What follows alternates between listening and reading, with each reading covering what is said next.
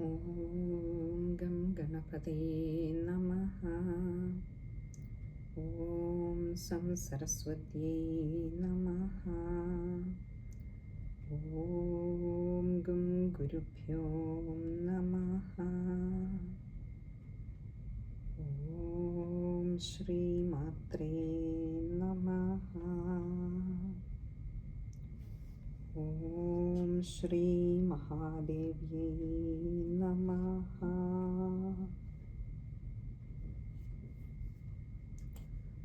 എല്ലാ ഭക്തജനങ്ങൾക്കും നമസ്കാരം. ഇന്ന് നമ്മളിനി 71-ാമത്തെ ശ്ലോകമാണ് നോക്കേണ്ടത്. 71-ാമത്തെ ശ്ലോകം. രാജരാജാർച്ചിതാരാജ്ഞി രമ്യാ രാജീവലോചനാ രഞ്ജനീ രമണീരസ്യാ രണത്കിങ്ങിണി മേഖലാ. രാജരാജാർച്ചിത, രാജാധിരാജനാൽ പോലും അർച്ചിത, അർച്ചിക്കപ്പെടുന്നവൾ. ഇവിടെ രാജരാജൻ എന്ന് പറഞ്ഞിരിക്കുന്നത് രണ്ട് തരത്തിൽ ആ പദത്തിന് അർത്ഥം പറയാറുണ്ട്. മനുവിനെ ഉദ്ദേശിച്ചാണെന്നും, അതായത് മനുഷ്യരിൽ തന്നെ ആദ്യത്തെ വിവേകിയായ ഭരണാധികാരിയാണ് മനു എന്ന് പറയുന്നത്, ആദിമ മനു എന്ന് പറയുന്നത്, അത് ഉദ്ദേശിച്ചാണെന്ന് പറയാറുണ്ട്. അതല്ല, കുബേരനെ ഉദ്ദേശിച്ചാണ്, സർവ്വരാജാക്കന്മാർക്കും മേളിൽ പണത്തിൻ്റെ സമ്പത്തിന്റെ ദേവതയായി നിൽക്കുന്ന കുബേരനെ ഉദ്ദേശിച്ചാണെന്ന് പറയാറുണ്ട്. രണ്ടായിരുന്നാലും രണ്ടുപേരാലും നിത്യവും അർച്ചിക്കപ്പെടുന്നവളായിട്ടുള്ള ദേവി രാജരാജാർച്ചിത. രാജ്ഞി, ഇനിയും രാജരാജേശ്വരനായിട്ട് കണക്കാക്കപ്പെടുന്നത്, അതേസമയം ഇവരുടെയും ഒക്കെ രാജാവായി കണക്കാക്കപ്പെടുന്നത് ശിവനെയാണ്. അങ്ങനെയുള്ള ശിവന്റെ പട്ടമഹിഷി. ഈ രാജാധിപനായിട്ടുള്ള കുബേരനായാലും മനുവായിരുന്നാലും രണ്ടു പേർക്കും ഈശ്വരനായി വർത്തിക്കുന്ന രാജരാജേശ്വരനായിട്ടുള്ള ആ ശിവന്റെ പട്ടമഹിഷി എന്നുള്ള അർത്ഥത്തിലാണ് രാജ്ഞി എന്ന് വിശേഷിപ്പിച്ചിരിക്കുന്നത് അമ്മയെ. രമ്യ, രമിപ്പിക്കുന്നവൾ. ഇവിടെ ദേവിയുടെ ആ ഒരു സാന്നിധ്യം കൊണ്ട് തന്നെ ഭക്തന്മാരുടെ ഹൃദയത്തെ ആഹ്ലാദഭരിതമാക്കുന്നത് ആണ്, അതേപോലെ ഉന്മേഷഭരിതമാക്കുന്നതാണ്. അതുകൊണ്ട് തന്നെ തൻ്റെ ഭക്തരെ രമിപ്പിക്കുന്നവളാണ് അമ്മ. രാജീവലോചന, രാജീവം എന്ന് പറഞ്ഞാൽ താമര എന്നർത്ഥമുണ്ട്, മത്സ്യം എന്നർത്ഥമുണ്ട്, മാൻ എന്നും അർത്ഥമുണ്ട്. ഈ മൂന്നും സാധാരണ സൗന്ദര്യത്തിൻ്റെ ലക്ഷണമായി കണ്ണുകളെ വിശേഷിപ്പിക്കുവാനായിട്ട് ഉപയോഗിക്കുന്നതാണ്. അപ്പോൾ മൂന്ന് തരത്തിൽ നോക്കിയാലും രാജീവ സദൃശമായ ലോചനങ്ങളോട് കൂടിയവളാണ്. മത്സ്യത്തിൻ്റെ ആകൃതിയിൽ നീണ്ട മിഴികളോട് കൂടിയവൾ, താമര ഇതളുപോലെ നീർമിഴിയാൾ, മാൻപേടയാൾ, ഇങ്ങനെയൊക്കെ നമ്മൾ പറയാം, മാൻമിഴിയാൾ, ഇങ്ങനെയൊക്കെ നമ്മൾ സൗന്ദര്യത്തിൻ്റെ ലക്ഷണമായി നേത്രങ്ങളെ വിശേഷിപ്പിക്കാറുണ്ട്. അമ്മയുടെ നേത്രങ്ങൾക്ക് ഏറ്റവും ഉചിതമാണ്. ഇത് മൂന്ന് തരത്തിൽ നോക്കിയാലും രാജീവലോചനയാണ് അമ്മ. രഞ്ജനി, രമിപ്പിക്കുന്നവൾ എന്ന അർത്ഥം, മനസ്സിനെ കുളിർപ്പിക്കുന്നവൾ, അതായത് കുളിർമയേകുന്നവൾ. അമ്മയുടെ ആ രൂപം കാണുമ്പോൾ തന്നെ ഏതൊരു ഭക്തനും മനസ്സിലൊരു കുളിര് അനുഭവപ്പെടുന്നതാണ്. രമണി എന്ന് പറഞ്ഞാൽ നമ്മൾ രമ്യ എന്ന് പറഞ്ഞതുപോലെ തന്നെ രമിപ്പിക്കുന്നവൾ. ഇവിടെ രമിപ്പിക്കുന്നവൾ എന്ന് പറയുമ്പോൾ സർവസംഗ പരിത്യാഗിയായിട്ട് യോഗനിഷ്ഠനായിരിക്കുന്ന പരമശിവനെ പോലും തൻ്റെ സാന്നിധ്യം കൊണ്ട് രമിപ്പിക്കുന്നവളായിട്ടുള്ള ആ അമ്മ തൻ്റെ ഭക്തരെ, തന്നെ തേടിയെത്തുന്ന ഭക്തരെയൊക്കെയും ആ ശിവനെ തന്നെ പ്രദാനം ചെയ്തുകൊണ്ട്, മംഗളത്തെ തന്നെ, ശിവനെ അല്ല ശിവത്തെ തന്നെ പ്രദാനം ചെയ്തുകൊണ്ട്, മംഗളത്തെ പ്രദാനം ചെയ്തുകൊണ്ട് രമിപ്പിക്കുന്നവൾ എന്ന അർത്ഥത്തിലാണ് രമണി. രസ്യ, രസിക്കുന്നവൾ അല്ലെങ്കിൽ രസിക്കപ്പെടേണ്ടവൾ. രണത്കിങ്ങിണി മേഖല, അതായത് അമ്മയുടെ ആ ഒരു ഓഡ്യാണിനെ, നമ്മുടെ അരയിലാണ് അണിയുന്ന ആഭരണമുണ്ടല്ലോ, ഓഡ്യാണം എന്ന് നമ്മൾ പറയുന്നത്, ഓഡ്യാണം എന്ന് നമ്മൾ ഇതിൽ പറയുന്നത്. ആ ഓഡ്യാണം എങ്ങനെയാണെന്ന് ചോദിച്ചാൽ രണത് കിങ്കിണി, രണത് ആ അതിലെ മണികളുടെ ആ ഒരു ശിഞ്ചിത നാദം മുഴക്കുന്ന, കിങ്കിണി എന്ന് പറഞ്ഞാൽ രത്നങ്ങൾ, രത്നമണികളോട് കൂടിയിട്ടുള്ള മേഖല എന്നുദ്ദേശിച്ചത് അരയിൽ, ആ അരക്കെട്ടിൽ അങ്ങനെ അണിഞ്ഞിരിക്കുന്ന, അങ്ങനെയുള്ള ഓഡ്യാണം അണിഞ്ഞിരിക്കുന്ന ആ അരക്കെട്ടിനെ സുന്ദരമാക്കിയിരിക്കുന്നവൾ ആ ഓഡ്യാണത്തിലൂടെ. ആ ഓഡ്യാണത്തിൻ്റെ പ്രത്യേകതയാണ് ശിഞ്ചിത നാദം മുഴക്കുന്ന രത്നമണികളോട് കൂടിയ ഓഡ്യാണമാണ്. അമ്മയുടെ അരക്കെട്ടിനെ ഒന്നുകൂടി ഭംഗിയാക്കുന്നു. ഇനി അടുത്തത് 72ാമത്തെ ശ്ലോകമാണ്. രതിരൂപാരതിപ്രിയ രക്ഷാകരീ രാക്ഷസഗ്നി രാമാരമണലംബടാ.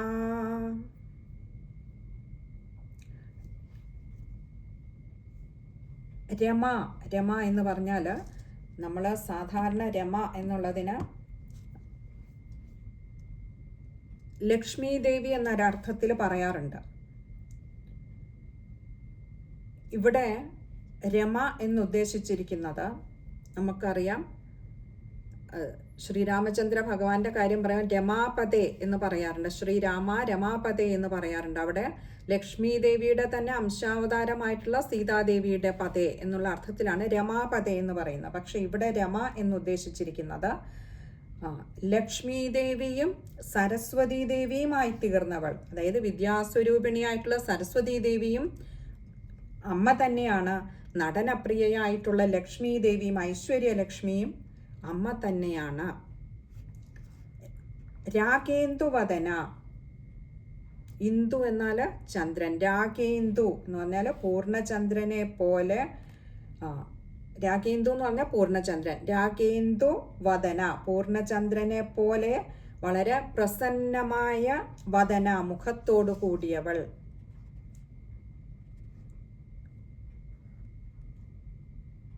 അടുത്തത് രതിരൂപ.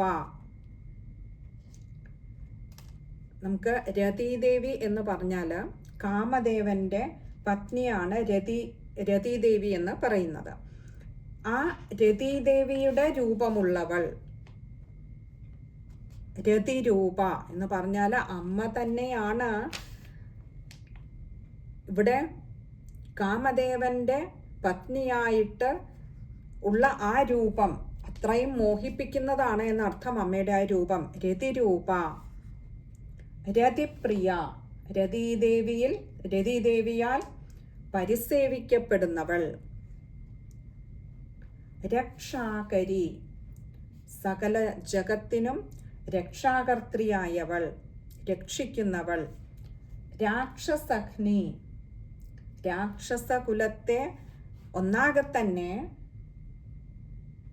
ഇല്ലാതെയാക്കുന്നവൾ, മുടിക്കുന്നവൾ എന്ന അർത്ഥം. രാമ, രാമ എന്ന് പറഞ്ഞാൽ ഇവിടെ രമിപ്പിക്കുന്നവൾ എന്നൊരർത്ഥം എടുക്കാം.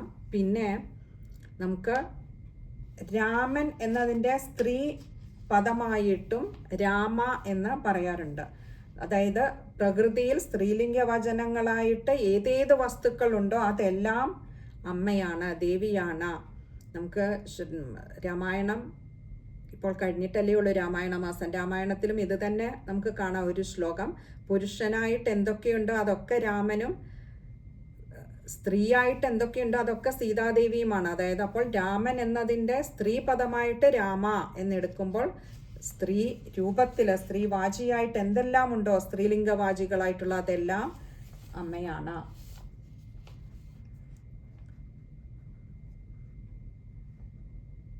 അടുത്തത് രമണലംബട. രമണനിൽ എന്ന് പറഞ്ഞാൽ തൻ്റെ ഹൃദയേശ്വരനിൽ, അതായത് ശിവനിൽ, ലംബട തൽപരയായവൾ, അതായത് ശിവ ഭഗവാന്റെ പ്രേമ തൽപരയായിട്ടുള്ളവൾ. ഇനി അടുത്തത് 73ാമത്തെ ശ്ലോകമാണ്. കാമ്യ കാമകലാരൂപ കദംബ കുസുമപ്രിയ കല്യാണി ജഗതി കന്ദ കരുണാരസസാഗര. കാമ്യ, കാമിക്കത്തക്കവൾ. കാമകലാരൂപ, കാമകല തന്നെ രൂപമെടുത്തവൾ. കദംബ കുസുമപ്രിയ. കദംബം എന്ന് പറഞ്ഞാൽ കടമ്പ്, നമ്മൾ പറയില്ല കടമ്പിൻ പൂക്കൾ. അപ്പോൾ കദംബ കുസുമപ്രിയ, ഈ കദംബ പുഷ്പങ്ങളിൽ കടമ്പിൻ്റെ പുഷ്പങ്ങളോട് പൂക്കളോട് പ്രിയ, പ്രിയമുള്ളവൾ, പ്രത്യേകം മമതയുള്ളവൾ. കല്യാണി, കല്യാണം എന്നാൽ മംഗളം. കല്യാണി എന്ന് പറഞ്ഞാൽ മംഗളപ്രദയായിട്ടുള്ളവൾ. ജഗതി കന്ദ, കന്ദം എന്ന് പറഞ്ഞാൽ കിഴങ്ങ്, വിത്ത്, മേഘം, ഇങ്ങനെയൊക്കെയാണ് അതിന് അർത്ഥം വരുന്നത്. ജഗതി കന്ദ എന്ന് പറഞ്ഞാൽ ജഗത്തിന് മുഴുവനും തന്നെയും വിത്തായിട്ടുള്ളവൾ, അതായത് അമ്മയിൽ നിന്നാണ് ജഗത്ത് മുഴുവൻ സൃഷ്ടിക്കപ്പെട്ടത് എന്ന് അർത്ഥം. കരുണാരസസാഗര, കരുണാരസത്തിൻ്റെ സാഗരമായിട്ടുള്ളവൾ. അമ്മയിൽ അങ്ങനെ ആ മാതൃത്വം കൂടെ തുളുമ്പി നിൽക്കുന്നത് കൊണ്ട് കാരുണ്യം വഴിഞ്ഞൊഴുകുന്ന രൂപമാണ് അമ്മയുടേത്. ഇനിയും 74-ാമത്തെ ശ്ലോകമാണ്. കലാവതി കലാലാപ കാന്ത കാദംബരി പ്രിയ വരദ വാമനയന വാരുണീ മദവിഹ്വല. കലാവതി, കലകളോട് കൂടിയവൾ. നമുക്കറിയാം 64 കലകളാണുള്ളത്. ഈ കലകളൊക്കെയും ദേവിയുടെ അംഗങ്ങളാണ് എന്നാണ് നമ്മളത് മുൻപൊരു അമ്മയുടെ ഒരു നാമം പറഞ്ഞപ്പോൾ പറയുകയുണ്ടായിരുന്നു. ഇവിടെ കലകളോ അങ്ങനെയുള്ള 64 കലകളോട് കൂടിയവൾ എന്നും അർത്ഥം പറയാറുണ്ട്. പിന്നെ ഒരർത്ഥം പറയുന്നത് കല എന്നതിന് ചന്ദ്രക്കല എന്നൊരർത്ഥമുണ്ട്. അങ്ങനെ വരുമ്പോൾ ചന്ദ്രക്കല ചൂടുന്നവൾ എന്നും ഈ ഒരു പദത്തിനെ വ്യാഖ്യാനിക്കാറുണ്ട് ആചാര്യന്മാർ. അടുത്തത് കലാലാപ, മധുരമായി വളരെ കല ആലാപമാണ്, വളരെ ഗാനാത്മകമായിട്ട് സംസാരിക്കുന്നവൾ എന്നുള്ള ഒരർത്ഥമുണ്ട്. പിന്നെ ഒരർത്ഥം ഇവിടെ ക എന്ന അക്ഷരത്തിന് ബ്രഹ്മം എന്നൊരർത്ഥം പറയാറുണ്ട്. ലാല എന്ന് പറഞ്ഞാൽ ഉമിനീർ എന്നർത്ഥം. ക ലാല ആപ, ആപ എന്ന് പറഞ്ഞാൽ പ്രാപിച്ചവള്. അവിടെ ആചാര്യന്മാർ പറയുന്ന അർത്ഥം നമ്മുടെ വായിൽ എത്ര സ്വാഭാവികമായിട്ടാണോ ഉമിനീരുണ്ടാകുന്നത് അതേപോലെ ലാഘവത്തോടു കൂടി തന്നെ ഭക്തന്മാർക്ക് ബ്രഹ്മപ്രാപ്തി പ്രദാനം ചെയ്യുന്നവളാണ് അമ്മ. അടുത്തത് കാന്ത, കാന്തിയുള്ളവൾ. കാദംബരി പ്രിയ, കാദംബരി എന്ന് പറഞ്ഞാൽ മധു എന്നും മദ്യമെന്നും അർത്ഥം പറയാറുണ്ട്. ഇവിടെ കാദംബരി എന്നുള്ളതിന് മദ്യമെന്ന് നമുക്കിവിടെ അർത്ഥം പറയുക വയ്യ. അതുകൊണ്ട് തന്നെ മധു പ്രിയയായിട്ടുള്ളവൾ, തേന് പ്രിയമായിട്ടുള്ളവൾ.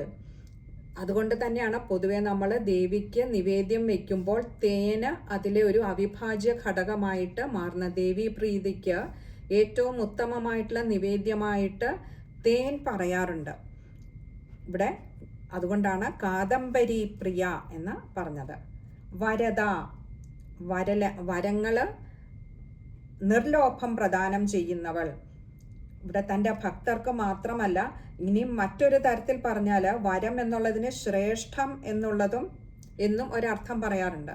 അപ്പോൾ അങ്ങനെയാണ് പറയുന്നതെങ്കിൽ അങ്ങനെ ഒരർത്ഥത്തിൻ്റെ തലത്തിൽ നോക്കുമ്പോൾ വരദ എന്ന് പറഞ്ഞാൽ തൻ്റെ ഭക്തജനങ്ങൾക്ക് ശ്രേഷ്ഠമായിട്ടുള്ളത് എന്ത് തന്നെ ആയാലും അതൊക്കെയും പ്രദാനം ചെയ്യുന്നവളത്രേ ഈ ദേവി. അപ്പോൾ ശ്രേഷ്ഠം എന്നുള്ളത്, ഏറ്റവും ശ്രേഷ്ഠമായിട്ടുള്ളത് മോക്ഷമാണ്. അങ്ങനെ മോക്ഷരൂപമായ വരത്തെ തന്നെ നൽകുന്നവൾ എന്നും ഇതിനർത്ഥം കൽപ്പിക്കാറുണ്ട്.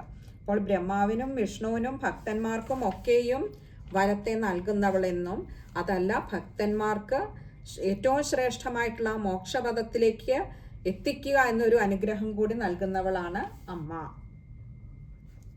വാമനയന, വാമം എന്ന് പറഞ്ഞാൽ മനോഹരം. അപ്പോൾ വാമനയന എന്ന് പറഞ്ഞ നയനം കണ്ണുകൾ. വാമനയന മനോഹരമായ കണ്ണുകളോട് കൂടിയവൾ. വാരുണീമത വിഹ്വല. വാരുണി എന്ന് പറഞ്ഞാൽ മദ്യമാണ്. ഇവിടെ മദ്യം എന്ന് ഉള്ള നമ്മൾ സാധാരണ പറയുന്ന ആ മദ്യം എന്ന അർത്ഥത്തിലല്ല, മുന്തിരിച്ചാറും സോമരസവും ഒക്കെ ചേർന്ന് വരുന്ന ഒരു പാനീയം എന്നുള്ള അർത്ഥത്തിലാണ്. എന്ന് തന്നെയുമല്ല, ഇതിന് വാരുണി എന്നുള്ളതിന് മറ്റൊരർത്ഥം പറയാറുണ്ട്, ബ്രഹ്മാനന്ദം എന്നും പറയാറുണ്ട്. അങ്ങനെ നോക്കിയാൽ ആ ബ്രഹ്മാനന്ദത്താൽ ഇളകി വശായവൾ, മതവിഹ്വല എന്നാ പറഞ്ഞത്. അതിൻ്റെ ആ ഒരു മതലഹരിയിൽ അങ്ങനെ വിഹ്വല, ഇളകി ആടുന്നവൾ, ഇളകി അതിലങ്ങനെ വശായി നിൽക്കുന്നവൾ എന്ന അർത്ഥം. ഇനി അടുത്തത് 75-ാമത്തെ ശ്ലോകമാണ്. വിശ്വാധികാ വേദവേദ്യ വിന്ധ്യാചലനിവാസിനി വിധാത്രീ വേദജനനി വിഷ്ണുമായാവിലാസിനി. വിശ്വാധിക, വിശ്വത്തേക്കാൾ കവിഞ്ഞു നിൽക്കുന്നവൾ, വിശ്വത്തേക്കാൾ അധികമായി നിൽക്കുന്നവൾ എന്ന് പറഞ്ഞാൽ വിശ്വം എന്ന് ഉദ്ദേശിക്കുന്നത് പൃഥ്വി തത്വം മുതൽ ശിവതത്വം വരെയുള്ള 36 തത്വങ്ങളെ ചേർത്തിട്ടാണ് വിശ്വം എന്നൊരർത്ഥം പറയുന്നത്. അപ്പോൾ അതിനും അധിക എന്ന് പറഞ്ഞാൽ അതീതയായി നിൽക്കുന്നവൾ. വേദവേദ്യ, വേദമാർഗേണ അറിയപ്പെടുന്നവൾ, വേദത്താൽ മാത്രം അറിയപ്പെടുന്നവൾ. ഈ രണ്ട് പദങ്ങൾ, രണ്ട് നാമങ്ങൾ നമ്മൾ ചേർത്ത് നോക്കിയാൽ നമുക്കറിയാം, വിശ്വം എന്നത് നമുക്കൊരു പരിധിവരെ നമുക്ക് ചിന്തിച്ച് സങ്കല്പിച്ച് അറിയാൻ കഴിയുന്നതാണെങ്കിൽ അതിനും അതീതമായി നിൽക്കുന്ന ബൃഹത്തായിട്ടുള്ള ഒന്നാണ് ആ പരബ്രഹ്മ സ്വരൂപം എന്ന് പറയുന്നത്.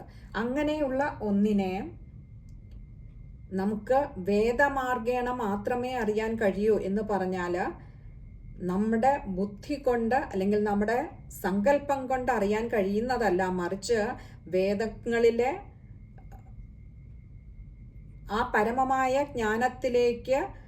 ജ്ഞാനത്തെ സ്വാംശീകരിച്ചു കഴിയുമ്പോൾ താനും ആ അറിവും രണ്ടല്ലാതായി മാറുന്ന ഒരവസ്ഥയിൽ മാത്രമാണ് ഈ ദേവിയെ അറിയുവാൻ കഴിയുന്നത്. നമ്മൾ ഇന്നലെ പറഞ്ഞ ഉദാഹരണം പോലെ ആ കുമിള പൊട്ടി കടലിലെ ജലത്തിനോട് ചേർന്ന് കഴിയുമ്പോൾ അത് രണ്ടും രണ്ടല്ലാതായി മാറുന്നത് പോലെ ദേവിയെ അറിയുവാൻ ആ വേദ പ്രോക്തങ്ങളായിട്ടുള്ള പരമമായ ജ്ഞാനത്തിലൂടെ മാത്രമേ കഴിയുകയുള്ളൂ. വിന്ധ്യാചല നിവാസിനി. വിന്ധ്യാചല, അചലം എന്ന് പറഞ്ഞാൽ പർവ്വതം. വിന്ധ്യാചലം, വിന്ധ്യ എന്ന പർവ്വതത്തില് നിവാസിനി, വസിക്കുന്നവൾ. വിധാത്രി എന്ന് പറഞ്ഞാൽ ഈ പ്രപഞ്ച വിധാനം മുഴുവൻ വഹിക്കുന്നവൾ. അഥവാ മറ്റൊരു അർത്ഥത്തിൽ പറഞ്ഞാൽ വിശേഷതരത്തിലുള്ള ധാത്രി എന്നും വിധാത്രി എന്നുള്ളതിന് പറയാറുണ്ട്. അതായത് സാധാരണ ഒരു അമ്മമാരിൽ നിന്നും, ഇവിടെ ഈ ധാത്രി എന്നാൽ അമ്മ എന്ന അർത്ഥത്തിൽ, വിശേഷേണ ഉള്ള അമ്മ എന്ന് പറഞ്ഞാൽ സാധാരണ അമ്മമാരിൽ നിന്നും വ്യത്യസ്തമായിട്ട് ഇവിടെ അമ്മയുടെ ഒരു പ്രത്യേകത, ദേവിയുടെ പ്രത്യേകത, അമ്മയുടെ വാത്സല്യ കൃപാതിരേകം കൊണ്ട് ഭക്തന്മാരെയൊക്കെ അങ്ങനെ ആനന്ദ നിർവൃതിയിൽ മുഴുകിപ്പിക്കുന്നവളാണ് അമ്മ. ആ അർത്ഥത്തിലും വിധാത്രി എന്ന് പറയാറുണ്ട്. വേദജനനി, വേദങ്ങളെ ഒക്കെ സൃഷ്ടിച്ചവൾ അല്ലെങ്കിൽ വേദങ്ങൾക്കൊക്കെ അമ്മയായിട്ടുള്ളവൾ. ജനനി എന്നാൽ അമ്മ. വിഷ്ണുമായ, വിഷ്ണുവിൻ്റെ മായാശക്തിയായവൾ. നമുക്കറിയാം ഭഗവാന്റെ ഓരോ അവതാരത്തിലും മായാഭഗവതിയെ ആശ്രയിച്ചുകൊണ്ടാണ് ഭഗവാൻ അവതാരങ്ങൾ പൂർത്തിയാക്കാറുള്ളത്. അങ്ങനെ വിഷ്ണുവിൻ്റെ മായാശക്തിയായവൾ. വിലാസിനി, വിലാസലോലയായവൾ. ഇനിയും 76-ാമത്തെ ശ്ലോകമാണ്. ക്ഷേത്രസ്വരൂപ ക്ഷേത്രേശി ക്ഷേത്രജ്ഞപാലിനി ക്ഷയവൃദ്ധി വിനിർമുക്ത ക്ഷയവൃദ്ധി വിനിർമുക്ത ക്ഷേത്രപാലസമർച്ചിത. ക്ഷേത്രസ്വരൂപ ക്ഷേത്രേശി ക്ഷേത്രജ്ഞപാലിനി. അവിടെ ക്ഷേത്രസ്വരൂപ ക്ഷേത്രേശി ക്ഷേത്രജ്ഞപാലിനി, ഇങ്ങനെ 3 നാമങ്ങൾ അവിടെ ചേർത്താണ് പറഞ്ഞിരിക്കുന്നത്. ക്ഷേത്രസ്വരൂപ, ക്ഷേത്രം സ്വരൂപമായുള്ളവൾ. ക്ഷേത്രേശി, അതായത് ക്ഷേത്രേശന്റെ, ശിവന്റെ പത്നിയായിട്ടുള്ളവൾ. ഇനി അതുമല്ലെങ്കിൽ ക്ഷേത്രം എന്നത് നമുക്ക് ഭഗവാൻ ഗീതയിൽ പറയുന്നുണ്ട്, ഇതം ശരീരം കൗന്ദേയ ക്ഷേത്രമിത്യഭിധീയത. അപ്പോൾ ക്ഷേത്രം എന്നുള്ളതിന് ശരീരം എന്നൊരർത്ഥം കൂടിയുണ്ട്. ശരീരം തന്നെയാണ് ക്ഷേത്രം. അപ്പോൾ ആ ക്ഷേത്രത്തിൻ്റെ, ശരീരത്തിൻ്റെ അധീശയായവൾ. ഇനി ക്ഷേത്രജ്ഞപാലിനി, ക്ഷേത്രത്തിൻ്റെയും ക്ഷേത്രജ്ഞന്റെയും രക്ഷക, പാലിനിയായവൾ, പാലിക്കുന്നവൾ, രക്ഷകയായവൾ. ക്ഷയവൃദ്ധി വിനിർമുക്ത, അവിടെ ക്ഷയമോ വൃദ്ധിയോ വിനിർമുക്ത ഇല്ലാത്തവൾ, അതായത് അതിന് വളർച്ചയുമില്ല തളർച്ചയുമില്ലാതെ, അപജയമോ ഉപജയമോ ഇല്ലാതെ സ്ഥിതി ചെയ്യുന്നവൾ, ഇതിനൊക്കെ അതീതയായിട്ടുള്ളവൾ, ഇതിൽ നിന്നും ഇതൊന്നും ബാധിക്കാത്തവൾ. ക്ഷേത്രപാല സമർച്ചിത, ക്ഷേത്രപാലനാൽ വഴി പോലെ സമർച്ചിത, അർച്ചിക്കപ്പെടുന്നവൾ, വേണ്ട വിധത്തിൽ തന്നെ അർച്ചിക്കപ്പെടുന്നവൾ. ഇനി 77-ാമത്തെ ശ്ലോകമാണ്. വിജയ വിമലാ വന്ദ്യ വന്ദാരുജനവത്സല വാഗ്വാദിനി വാമകേശി വഹ്നിമണ്ഡലവാസിനി.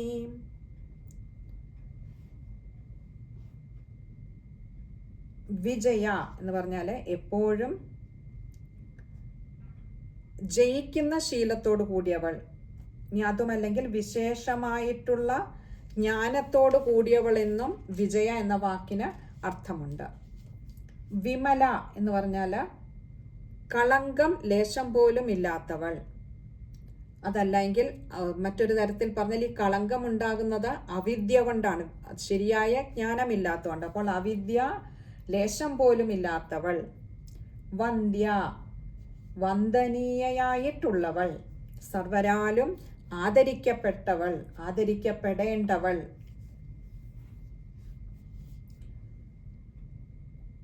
വന്ദാരുജന വത്സല, വന്ദാരുജന തന്നെ വന്ദിക്കുന്ന ജനം, തൻ്റെ ഭക്തജനങ്ങളെ, വത്സല അങ്ങനെയുള്ള ജനങ്ങളോട് അതീവമായ വാത്സല്യമുള്ളവൾ. വാഗ്വാദിനി,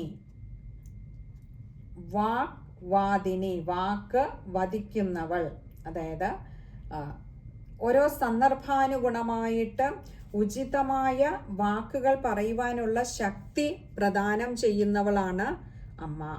അങ്ങനെ ഭക്തരെ അനുഗ്രഹിക്കുന്നവൾ. വാമകേശി, മനോഹരമായിട്ടുള്ള, കേശി എന്നാൽ മുടി, ആ കേശഭാരത്തോടു കൂടിയവൾ. വഹ്നിമണ്ഡലവാസിനി, വഹ്നി എന്ന് പറഞ്ഞാൽ അഗ്നിയാണ്. ഇവിടെ വഹ്നിമണ്ഡലത്തിൽ സ്ഥിതി ചെയ്യുന്നവൾ. വഹ്നിമണ്ഡലം എന്ന് പറയുന്നത് മൂലാധാരത്തിലും പരമാകാശത്തിലും വഹ്നിമണ്ഡലം സ്ഥിതി ചെയ്യുന്നു എന്ന് പറയാറുണ്ട്. അങ്ങനെ വഹ്നിമണ്ഡലത്തിൽ സ്ഥിതി ചെയ്യുന്നവൾ. ഇനി അടുത്തത് 78-ാമത്തെ ശ്ലോകമാണ്. ഭക്തിമൽകൽപലതിക പശുപാശവിമോചിനി സംഹൃദാശേഷപാഷണ്ഡ സദാചാരപ്രവർത്തിക. ഭക്തിമൽകൽപലതിക, ഭക്തന്മാർക്ക്, ഭക്തിമത് എന്ന് പറഞ്ഞാൽ ഭക്തിയുള്ളവർക്ക്, കൽപ്പലതിക കൽപ്പവല്ലിയായവൾ, അഥവാ തൻ്റെ ഭക്തന്മാരുടെ ഏതഭീഷ്ടങ്ങളെയും പ്രദാനം ചെയ്യുന്ന ആ ഒരു ദിവ്യശക്തിയുള്ള കൽപ്പവൃക്ഷത്തിനും നമുക്കറിയാം, സാധാരണ കൽപ്പവൃക്ഷവും കാമധേനുവും ഒക്കെയാണ് അങ്ങനെ ചോദിക്കുന്നവരുടെ, തന്നെ ആശ്രയിക്കുന്നവരുടെ ഏതാഗ്രഹങ്ങളെയും സാധിപ്പിച്ചു കൊടുക്കുന്നത്. അങ്ങനെയുള്ള ആ കൽപ്പവൃക്ഷത്തിൻ്റെ വല്ലിയായവൾ എന്ന് പറഞ്ഞാൽ തൻ്റെ ഭക്തരാരൊക്കെ തന്നെ ആശ്രയിക്കുന്നുണ്ടോ അവരുടെയൊക്കെ എല്ലാ ആഗ്രഹങ്ങളെയും എല്ലാ അനുഗ്രഹങ്ങളും നൽകി എല്ലാ ആഗ്രഹങ്ങളെയും സാധിപ്പിച്ചു കൊടുത്ത് അനുഗ്രഹം നൽകുന്നവൾ. പശുപാശ വിമോചിനി.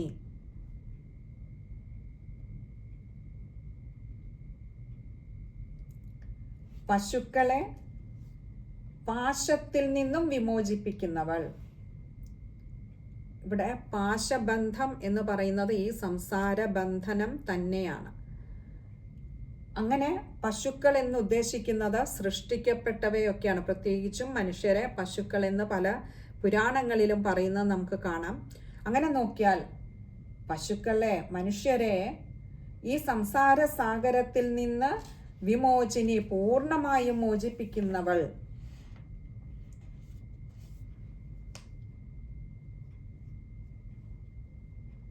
സംഹൃദാശേഷ പാഷണ്ഡ.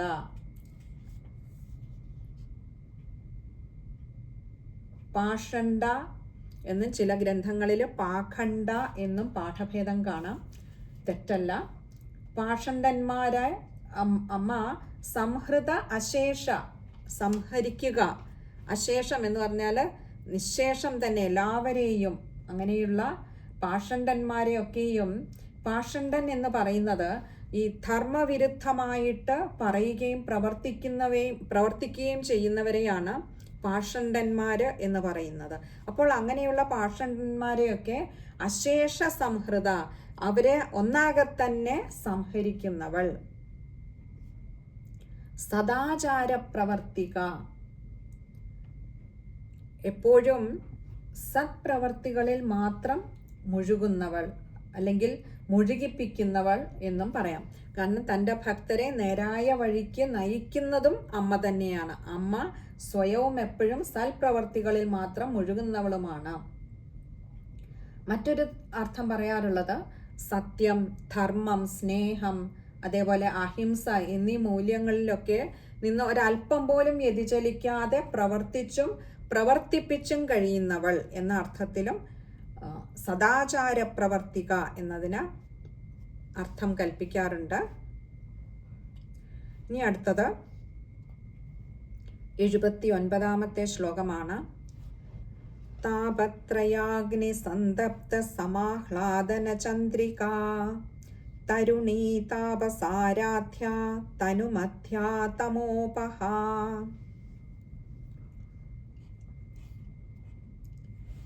താപത്രയാഗ്നി സന്തപ്ത സമാഹ്ലാദന ചന്ദ്രിക. താപത്രയാഗ്നി,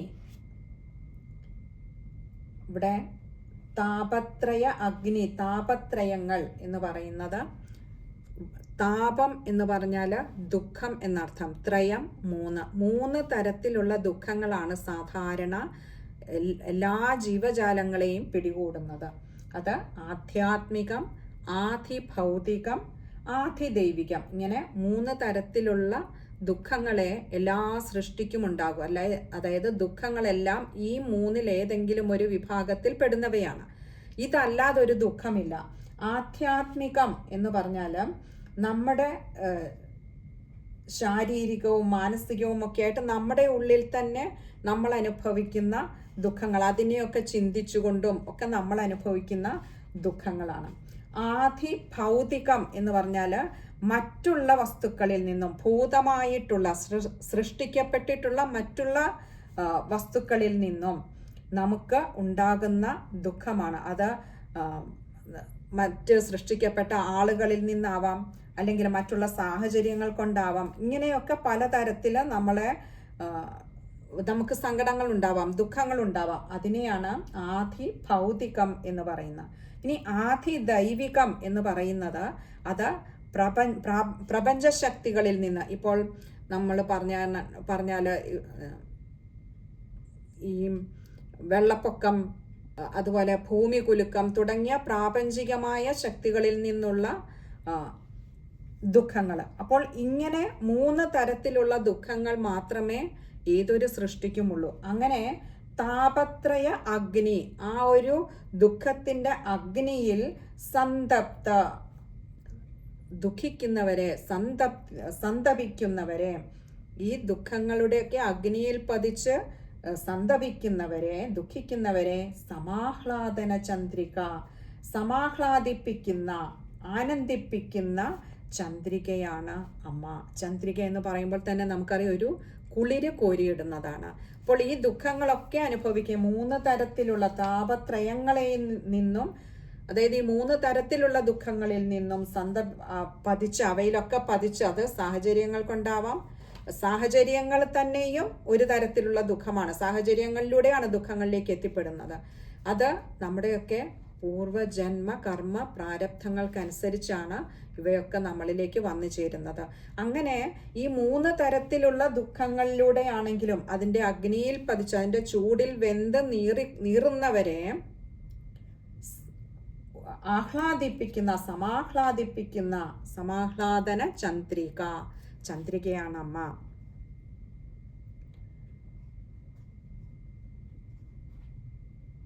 ഇനി അടുത്തത് തരുണി. തരുണി എന്ന് പറഞ്ഞാൽ ആ താരുണ്യം എന്നുമുള്ളവൾ, അഥവാ നിത്യ യൗവനയുക്തയായിട്ടുള്ളവൾ. താപസാരാധ്യ, താപസന്മാരാൽ ആരാധിക്കപ്പെടുന്നവൾ. തനുമധ്യ, തനുവായിട്ടുള്ള മധ്യത്തോട് കൂടിയവൾ, അല്ലെങ്കിൽ കൃശമായിട്ടുള്ള ഒതുങ്ങിയ മധ്യഭാഗത്തോട്, അരക്കെട്ടോട് കൂടിയവൾ.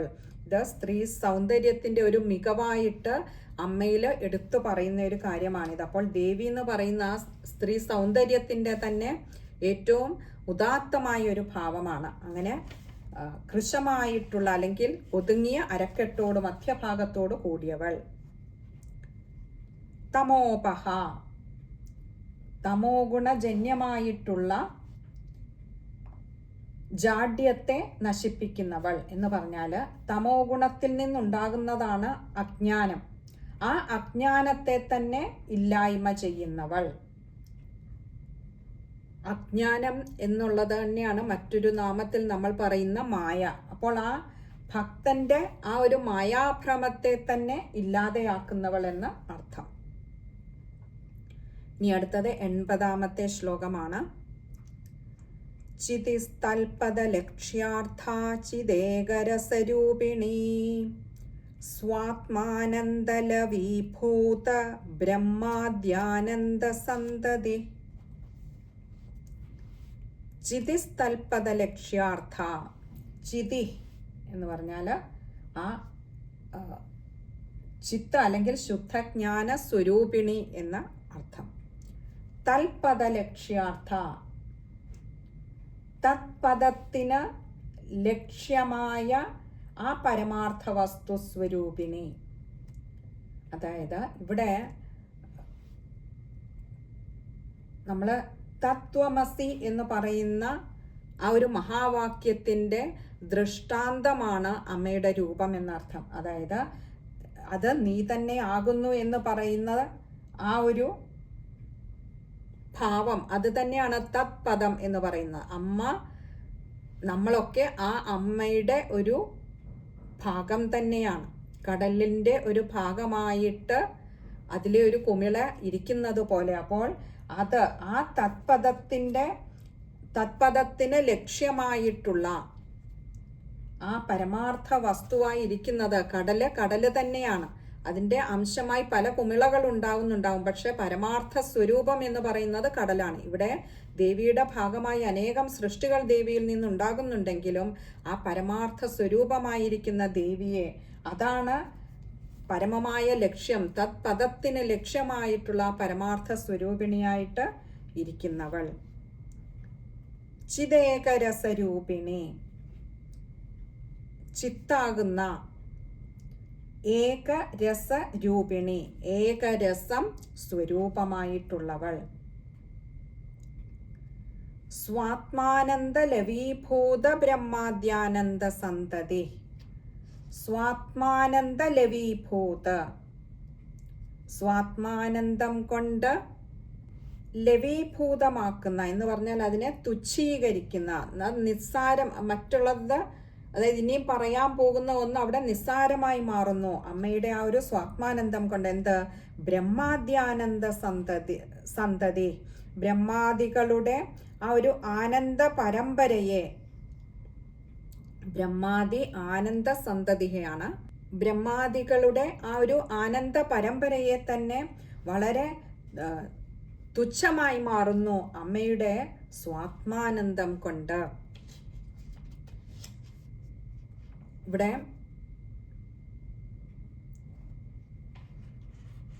ആ ഒരു പദം കഴിയുന്നതും ചേർത്ത് തന്നെ വായിക്കുക. സ്വാത്മാനന്ദ ലവീഭൂത ബ്രഹ്മാദ്യാനന്ദ സന്തതി എന്നുള്ളത് ഇവിടെ പദം പിരിക്കാതെ കഴിയുന്നതും ചേർത്ത് വായിക്കുക. കാരണം ആ ഒരു ഒറ്റ നാമമാണ് അത് മുഴുവനും. അതുപോലെ തന്നെ ഏറ്റവും ഒടുവിൽ വിസർഗമുണ്ട്, പകുതി ഹകാരത്തിൽ വായിച്ചു നിർത്താനും ശ്രമിക്കുക. ഇനി അടുത്തത് 81-ാമത്തെ ശ്ലോകമാണ്. അത് നമുക്ക് അടുത്ത സത്സംഗത്തിൽ അമ്മയെ അനുഗ്രഹിച്ചാൽ നമുക്ക് വിചാരം ചെയ്യാമെന്ന് കരുതുന്നു. ഹരേ കൃഷ്ണ. സർവത്ര ദേവീ നാമ സങ്കീർത്തനം. ശ്രീ മഹാദേവ്യൈ നമഃ.